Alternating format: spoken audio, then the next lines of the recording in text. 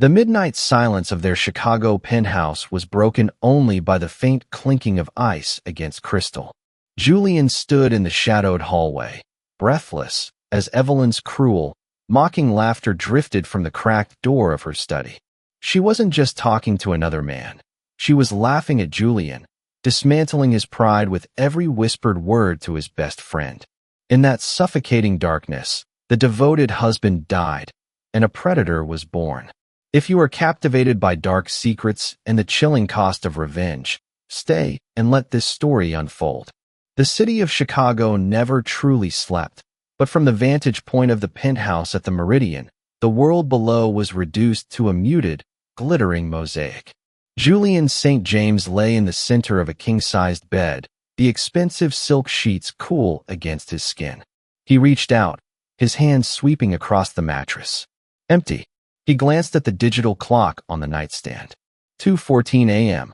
A faint ribbon of amber light spilled into the hallway from the cracked door of Evelyn's study. Julian rose quietly, the thick Persian rug swallowing the sound of his footsteps. He assumed she was merely restless, perhaps reviewing the blueprints for the new Whitmore Capital expansion. He approached the door, intending to gently coax his wife back to bed. But the sound that stopped him was not the rustle of papers or the tapping of a keyboard. It was a laugh. It wasn't Evelyn's curated, polite laughter, the sound she reserved for charity galas and board members. This was raw, throaty, and deeply intimate. It was a sound Julian hadn't heard directed at him in years. He froze in the hallway's heavy shadows, holding his breath. "Oh, stop it," Evelyn murmured, her voice a sultry purr. The clinking of ice against crystal echoed softly as she swirled a glass of wine. "Julian? Please. The man is a machine. He thinks coming home at 9 to kiss my forehead is the height of romance." Julian's chest tightened, a cold steel band wrapping around his lungs. I know," Evelyn continued, her tone dripping with affectionate mockery. "He's so aggressively predictable. He has no idea about the Cayman accounts. And he certainly has no idea about us. God, he looked so pathetic at dinner tonight, lecturing about loyalty. The word us hung in the air, venomous and absolute. Julian pressed his back against the cold marble wall. His mind raced, scanning the events of the evening. They had hosted dinner. Megan and Chris Baker had been there, along with Julian's oldest friend and co-director at Whitmore Capital, Tyler Black. "Tyler, I miss you too," Evelyn whispered, the cruelty in her voice melting into pure devotion. "Tomorrow, the Velvet Room. Same time." Julian looked down at his trembling hands.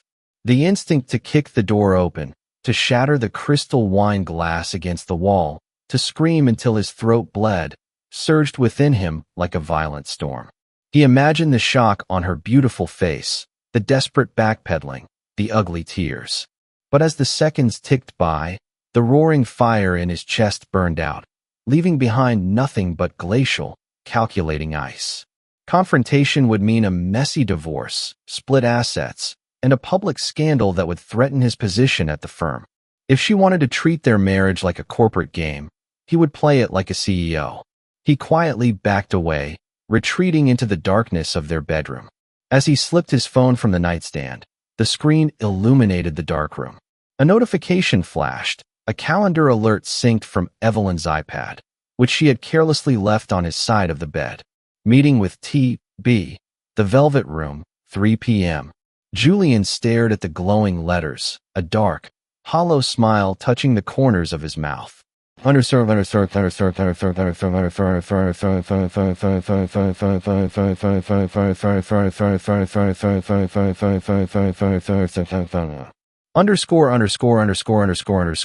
The morning sun struck the glass facade of Whitmore Capital like a golden blade. Julian stepped out of the private elevator, his bespoke suit immaculate, his expression an impenetrable mask of corporate authority. To the junior analysts whispering over their Bloomberg terminals, he was the apex predator of Chicago's financial district. Inside, he felt like a ghost haunting his own life. He walked past the sprawling, open-plan trading floor, his gaze naturally drifting toward the corner conference room. Through the floor-to-ceiling glass, he saw them, Evelyn and Tyler. Evelyn wore a sharp navy blazer, her posture commanding as she pointed at a projected quarterly report. Tyler stood beside her, his tailored charcoal suit a perfect complement to hers. To anyone else, they were simply the firm's top strategists deep in consultation. But Julian, armed with the poison of the previous night's revelation, saw the invisible threads pulling them together. When Tyler handed Evelyn a heavy dossier, his thumb lingered against her knuckles for a fraction of a second. It was a microscopic indulgence. Then came the smile, the slight, private curving of Evelyn's lips. It was the exact same smile she had worn in the dark study, laced with a shared, dirty secret. Julian did not break his stride. He nodded to his assistant, accepted his black coffee, and closed the heavy oak door of his private office behind him.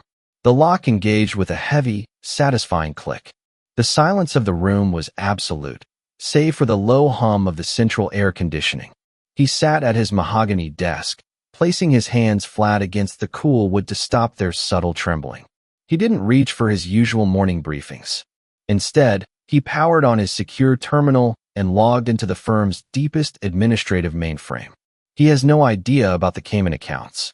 Her words echoed in the sterile silence. As a founding partner, Julian held the master clearance for Whitmore Capital's international routing, a privilege he rarely exercised over his co-directors out of professional respect. That respect was now dead. His fingers moved methodically across the keyboard, bypassing the standard ledgers and diving into the encrypted offshore registries. He searched for anomalies, tracing the digital footprints left by Tyler's private shell companies and cross-referencing them with Evelyn's discretionary accounts. For an hour, there was nothing but legitimate corporate movement.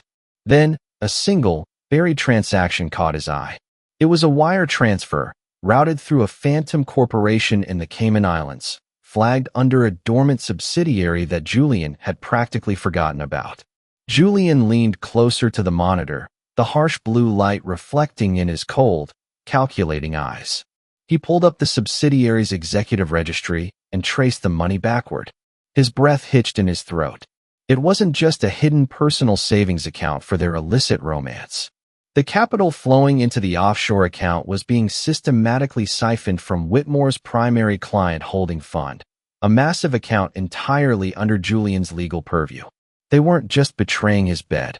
They were framing him for corporate fraud. The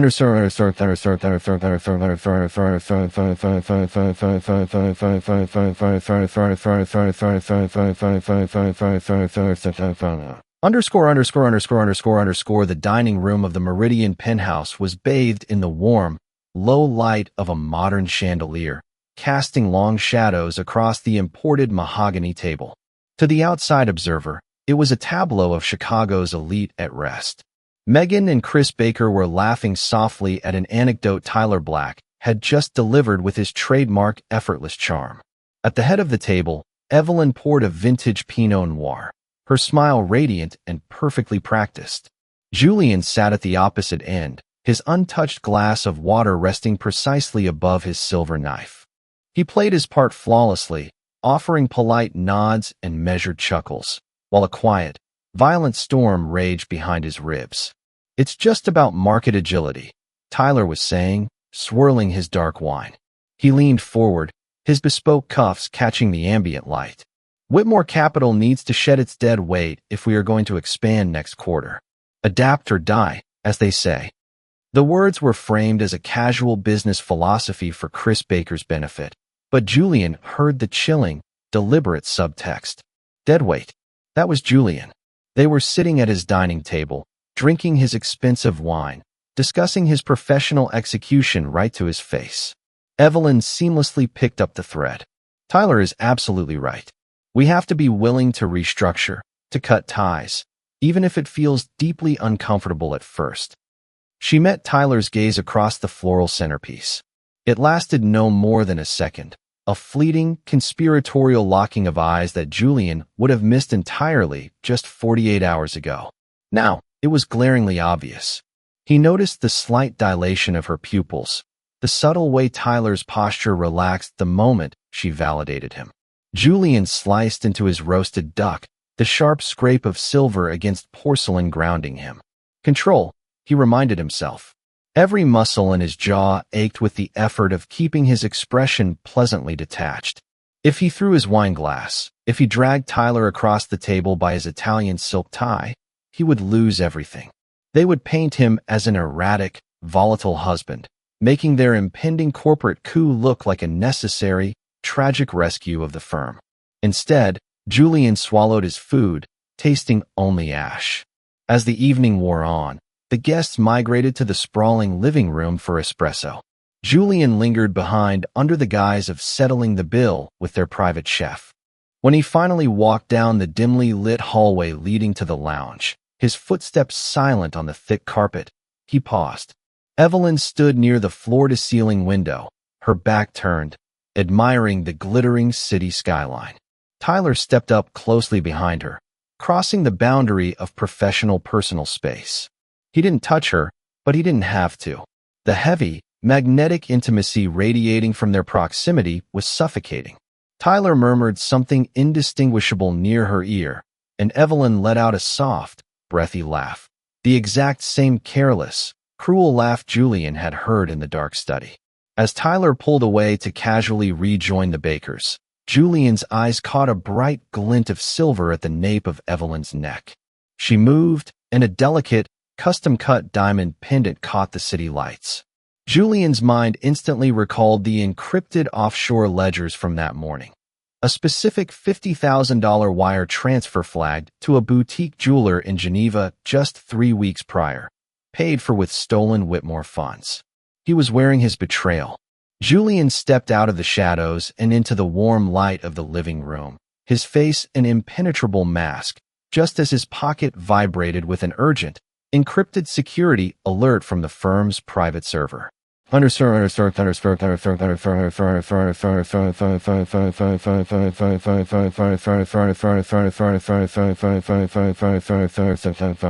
Underscore.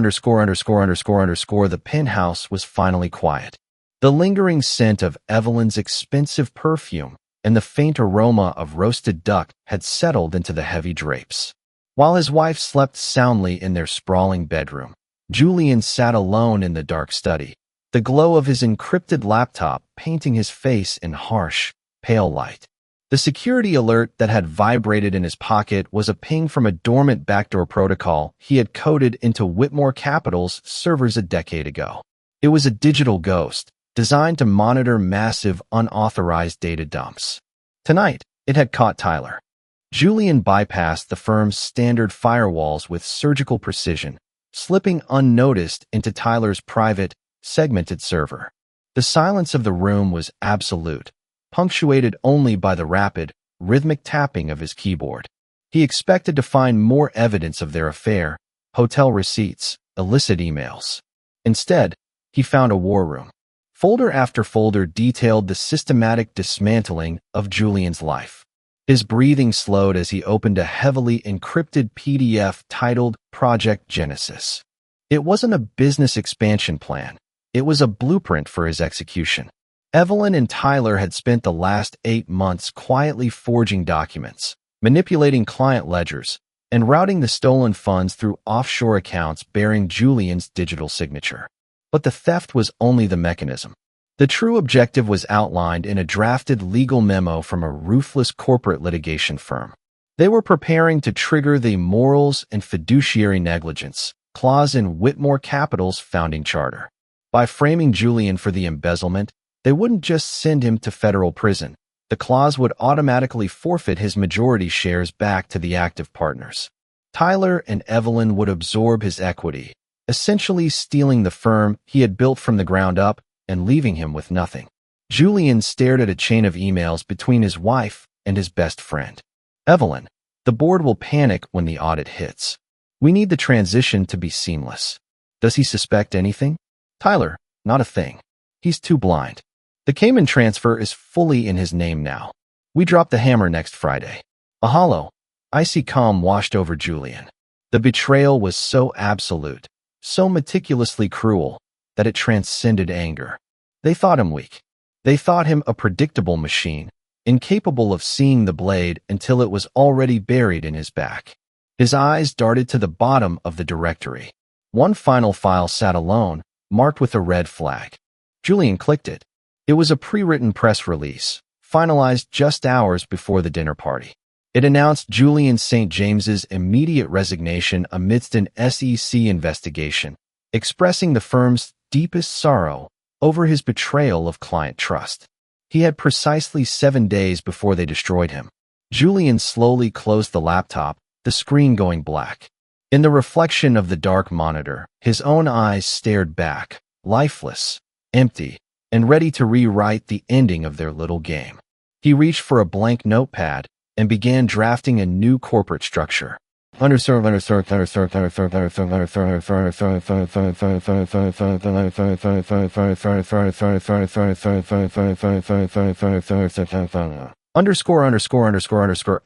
charade of a happy marriage was a suffocating garment, yet Julian wore it with terrifying ease. On Tuesday morning, Evelyn stood before him in their walk-in closet, her slender fingers deftly adjusting his silk tie. She smiled, her eyes crinkling with feigned affection. "Big week ahead," she murmured, smoothing the lapels of his suit. "Tyler said the quarterly audit is wrapping up perfectly." Julian met her gaze in the mirror, his expression a portrait of oblivious trust. "I couldn't do it without the two of you," he replied, his voice painfully even. He leaned in and pressed a brief, cold kiss to her forehead. She didn't flinch, but he felt the microscopic stiffening of her spine. By 9 a.m., Julian was locked inside his office at Whitmore Capital. He bypassed the firm's legal department entirely, routing a secure call to a ruthless, independent corporate attorney based in Zurich. If Evelyn and Tyler wanted to play with offshore entities, Julian would introduce them to the abyss. The trap required surgical precision. Tyler had meticulously framed Julian by placing the stolen client funds into Cayman shell companies bearing Julian's digital signature. Julian couldn't simply move the money back without triggering federal alarms and exposing the firm to a scandal. Instead, he weaponized the shell companies. Using his uncontested authority as the majority shareholder, Julian secretly authorized a massive, high-risk leveraged buyout of a collapsing European shipping conglomerate. The corporate debt was astronomical, nearly $80 million. And Julian legally bound the exact Cayman accounts containing the stolen money as the sole, irrevocable collateral for the toxic loan. The brilliance of the maneuver lay in its quiet lethality. The debt was currently his, attached to the accounts they had built to destroy him. All he needed to do was hand them the keys.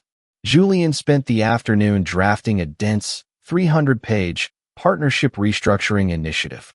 Buried beneath layers of complex legal jargon, flattering performance reviews, and promises of increased executive equity, the contract contained a fatal transfer of liability.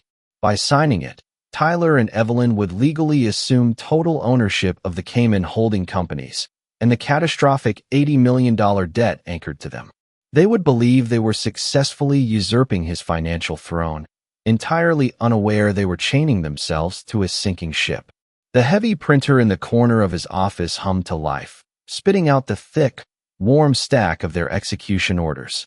As Julian bound the pages in a sleek black leather portfolio, his secure terminal chimed.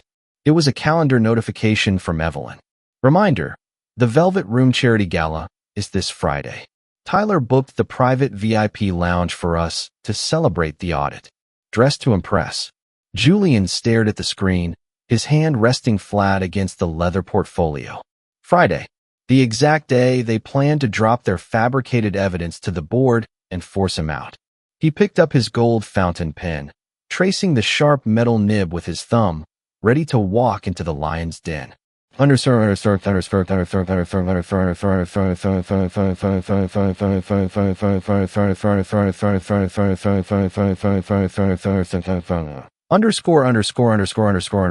velvet room thrummed with the low, rhythmic pulse of a stand-up bass and the murmured conversations of Chicago's elite.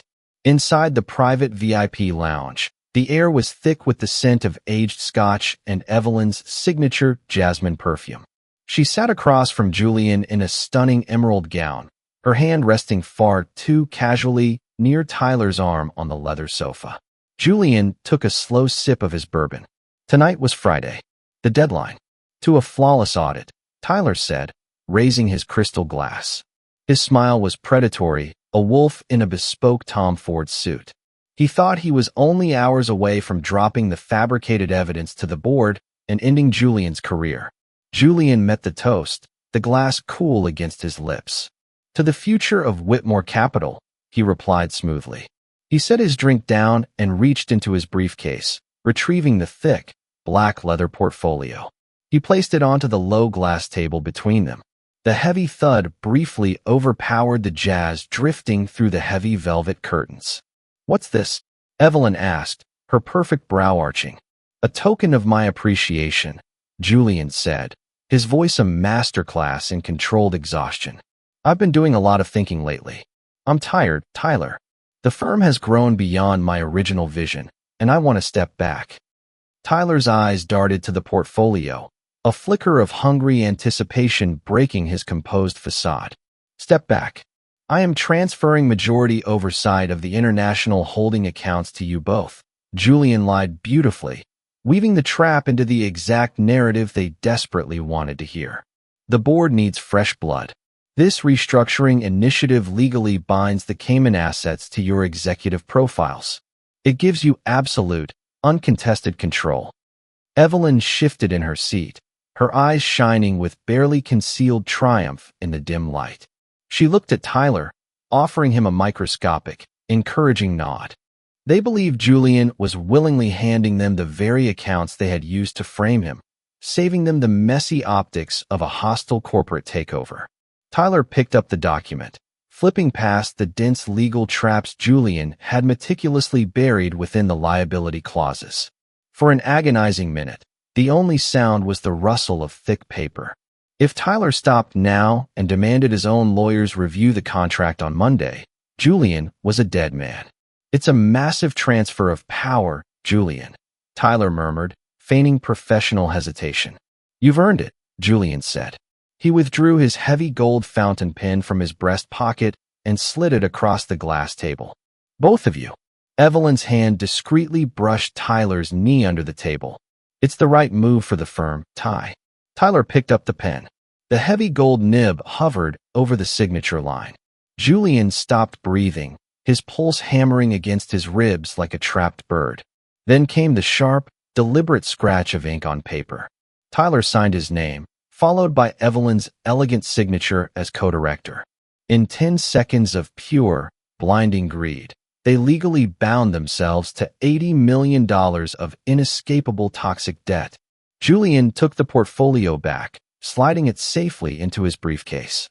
The execution was complete.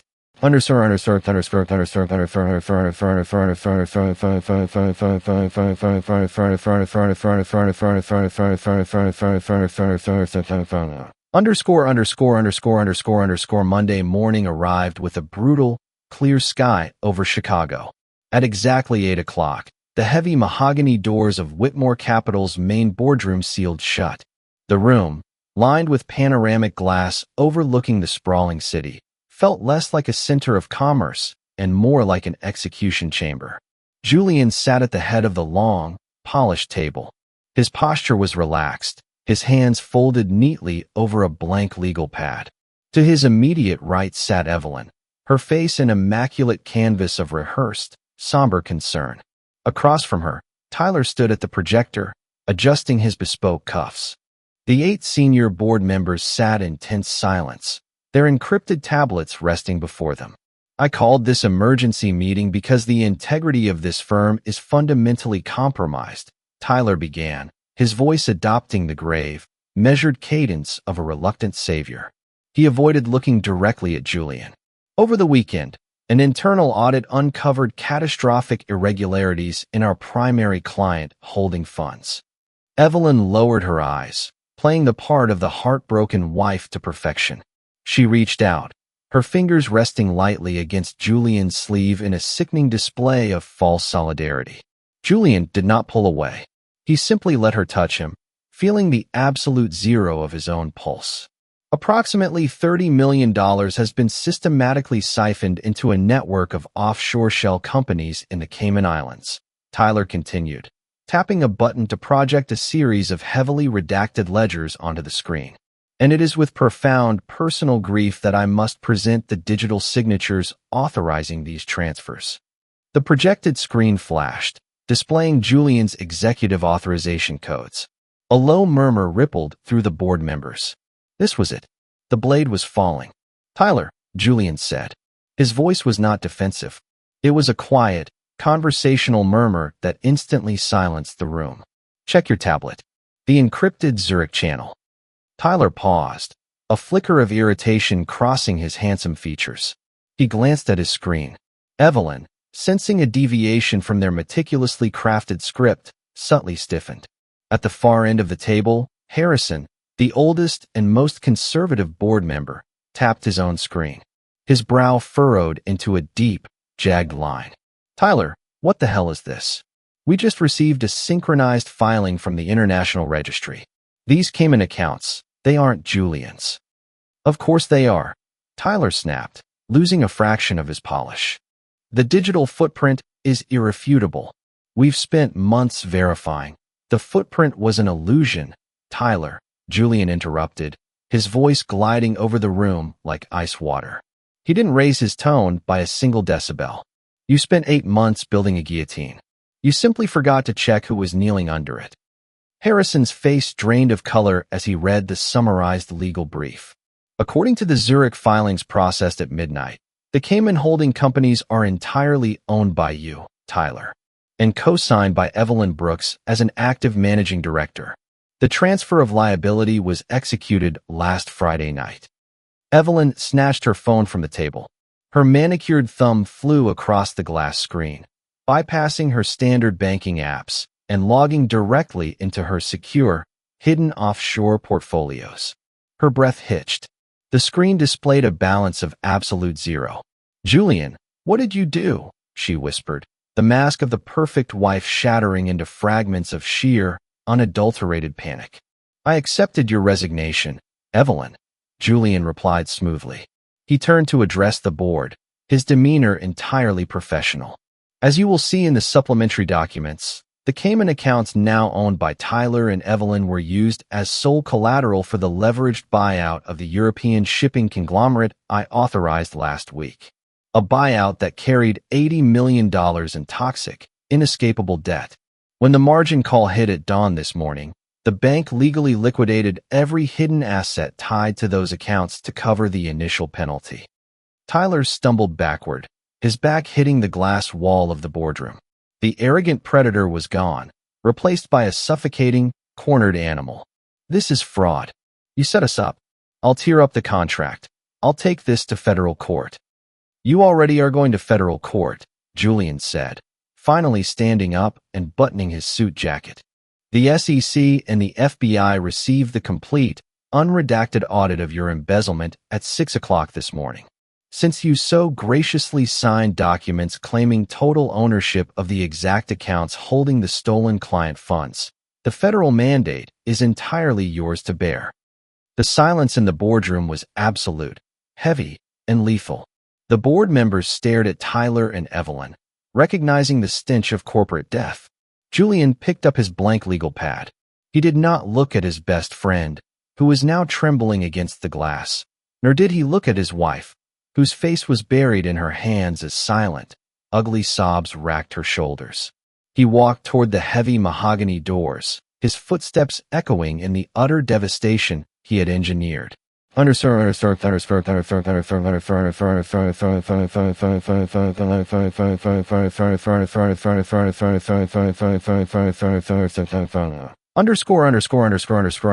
sun was setting over Chicago, bleeding bruised purples and dull oranges across the sky. The penthouse at the Meridian, once a monument to their shared success, was now being systematically dismantled. Professional movers had taken the art, the antique mahogany dining table, the Persian rugs. Only a few stark pieces of furniture remained. Julian stood in the center of the echoing living room, a glass of bourbon in his hand. He hadn't slept in 3 days. The federal indictments had come down swiftly.